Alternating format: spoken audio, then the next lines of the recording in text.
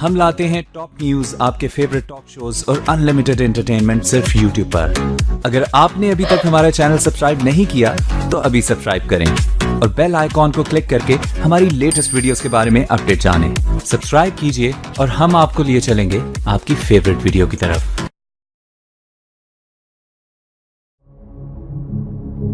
क्या आप जानते हैं कि आपके साथ हर वक्त एक खामोश कातिल मौजूद रहता है?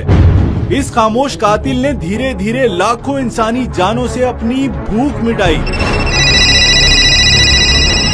तरक्की याफ्ता दौर में मोबाइल फोन हर इंसान की जरूरत बन चुका है और बिलाशुबा हम मोबाइल फोन के बगैर जिंदगी गुजारने का तसव्वुर भी नहीं कर सकते।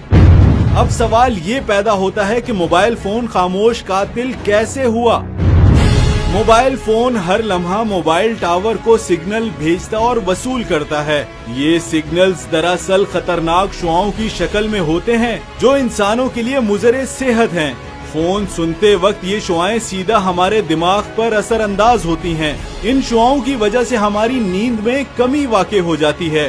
हर वक्त शुआओं में रहने वाले खून की कमी समेत दिल के अमराज में मुब्तला हो जाते हैं। मोबाइल फोन से निकलने वाली शुआएं छोटे बच्चों पर ज्यादा जल्दी असरअंदाज होती हैं। उनमें दिमागी कमजोरी पैदा करती हैं, जिससे बच्चों में सोचने समझने की सलाहियत खत्म हो जाती है। मोबाइल फोन रात देर तक इस्तेमाल करने वाले अफराद अपनी बीनाई से जल्द महरूम हो जाते हैं।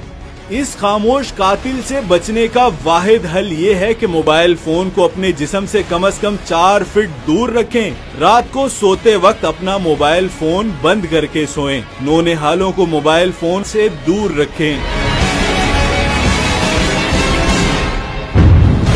खामोश कातिल को खामोशी से नजरअंदाज मत कीजिए। इन सब बातों पर अमल करके अपनी और अपने प्यारों की हिफाजत कीजिए।